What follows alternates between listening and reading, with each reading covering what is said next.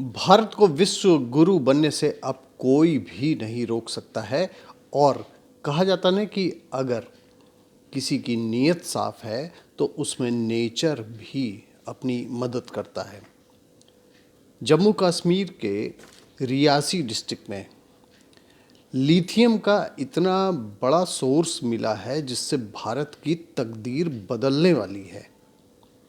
Lithium सबसे ज़्यादा जो उपयोग होता है वह इलेक्ट्रिक गाड़ियों में यूज़ होता है, जिसमें इलेक्ट्रिक कारें और इलेक्ट्रिक स्कूटर, इन सब में गाड़ियों में सबसे ज़्यादा यूज़ होता है। ये इलेक्ट्रिक की कोई भी व्हीकल होगी। अब इलेक्ट्रिक की गाड़ियाँ इतनी महंगी पड़ रही थीं।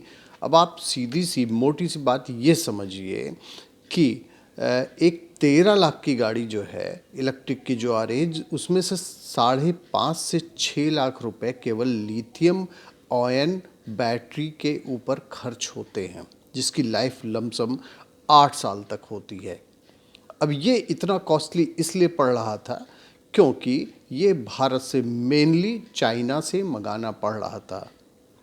अब चूँकि जम्मू कश्मीर के रीजन में 5.9 मिलियन टन लिथियम पाया गया है, रिजर्व भारत में पाया गया है। ये रॉ मटेरियल के रूप में रहता है, इसको अब प्रोसेस किया जाएगा। अब एक चीज़ में तो भारत को बहुत बड़ी उपलब्धि मिल गई कि लिथियम उसके यहाँ पाया गया। अब इसको जो प्रोसेस करने का मार्केट है वह अभी भी चाइना के कब्जे में है, क्योंकि 70% जो लिथियम प्रोसेसिंग की यूनिट्स हैं, चूँकि चाइना में अच्छी खासी मात्रा में पाया जाता था, चाइना से ही लोग मंगाते थे, तो वहाँ ये प्रोसेस होता था।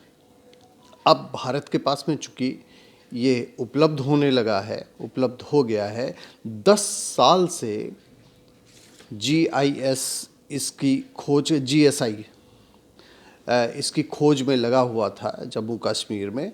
और ये जाके अब ये पूरी तरीके से इन्फॉर्मेशन क्लियर है कि वहाँ आयन की मात्रा, लिथियम की मात्रा मिली हुई है।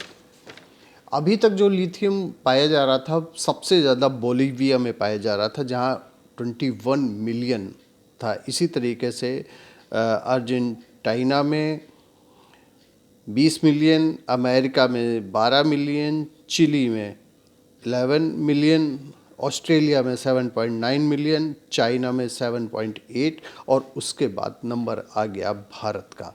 भारत टॉप 10 में शामिल हो गया। अब जम्मू कश्मीर का रीजन इतना रिच हो गया है, अब वहाँ जब प्रोसेसिंग यूनिट लगेगी, वहाँ खुदाई होगी, रोजगार भी बढ़ेंगे, तो जम्मू कश्मीर के साथ में भारत भी की इकोनॉमी बढ़ेगी और उस रीजन में लोगों को एम्प्लॉयमेंट जनरेट होगा। और इस तरीके से जो इकोनॉमी है वो ग्रो करेगी। अब जो गाड़ियाँ लिथियम आयन बैटरी के वजह से महंगी पड़ रही थी, उसकी भी कॉस्टिंग कम होगी।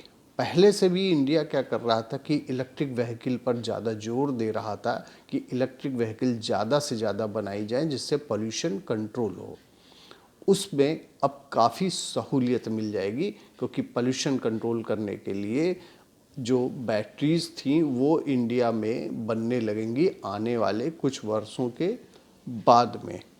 तो भारत जो डिपेंड था अभी तक खास करके चाइना के ऊपर, इस मामले में अब कॉस्टिंग भी कम होगी गाड़ियों की, पोल्यूशन भी उससे घटेगा जितनी भी ज़्यादा गाड़ियाँ यूज़ होंगी।